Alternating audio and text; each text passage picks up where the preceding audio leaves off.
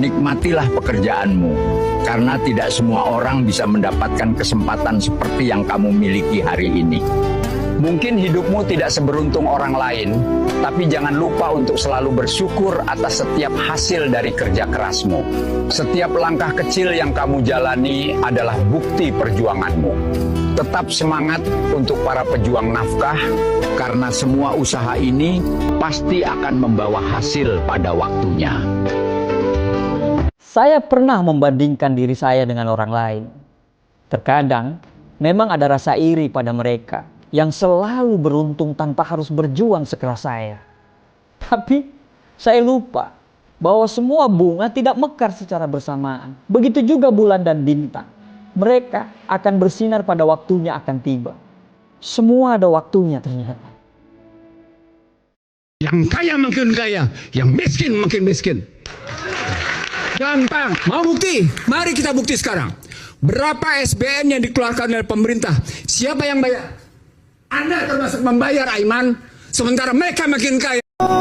Maka pernah dengar kalimat keren? Apa kalimatnya? Hadiah terbaik adalah apa yang kamu miliki, dan takdir terbaik adalah apa yang sedang kamu jalani. Rahasia istighfar yang pertama, satu, Allah akan turunkan minimal sifat ghafar kepada hambanya. Dua, orang yang sering istighfar, maka Allah akan turunkan keberkahan lewat curah hujan yang lebat. Curah hujan, hujan yang berkah. Masya Allah. Tiga, ya istighfar. Ketika kamu istighfarnya benar kepada Allah, wa yumditkum bi amwalin, maka Allah akan melimpah ruahkan harta benda Anda. Ya, meluaskan harta. Wa banina, bahkan keturunan. Teruskan, 1, 2, 3, 4 keturunan. Allahu Akbar. 5, kenyamanan atau kemapanan hidup.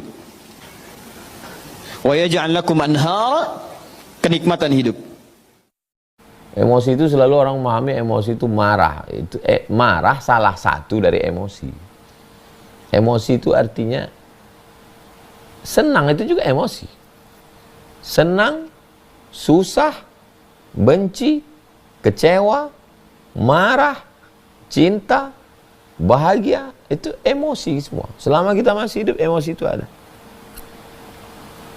Makanya dalam Al-Quran, ala inna awliya Allah, orang-orang yang menjadi penolong agama Allah, orang-orang yang berserah diri pada Allah, la khaufun alaihim, mereka tidak merasa takut, walahum yahzanun, mereka tidak merasa sedih. Emosi tadi katanya banyak, iya, tapi puncak daripada emosi adalah takut dan sedih.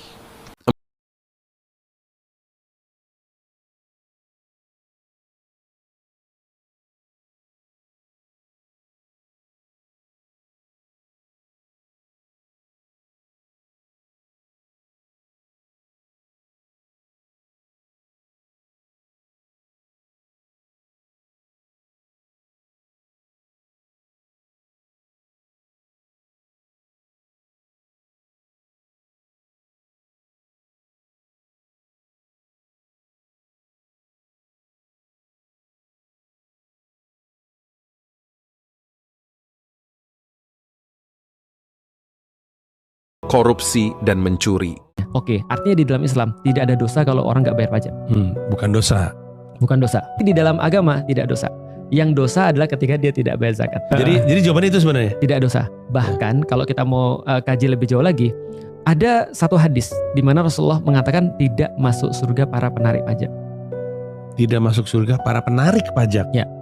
Karena di zaman Rasulullah, Rasul melihat keadaan Persia dan Romawi yang hidup mereka itu pendapatannya berdasarkan pajak, teks. Dan teks itu adalah seolah-olah premanisme sebenarnya. Pada masa itu Karena gue ngelindungin lu, bayar ke gue. Iya. Karena gue udah ngelindungin lu, bayar ke gue. Itu konsep pajak tuh. Nah sehingga Islam tidak mengenal konsep itu. Nah makanya sebenarnya kalau di dalam Islam, ada nggak pendapatan negara semisal pajak? Ada, tapi tidak ditarik pada semua orang. Ditariknya hanya pada orang-orang kaya. Mirisnya di dunia zaman sekarang, pajak justru ditarik pada orang-orang miskin. Betul, itu juga jadi bukan orang-orang kaya. Iya, betul. Itu orang-orang kaya nemu skema untuk nggak bayar pajak. Dan mereka dapat insentif. Iya, betul.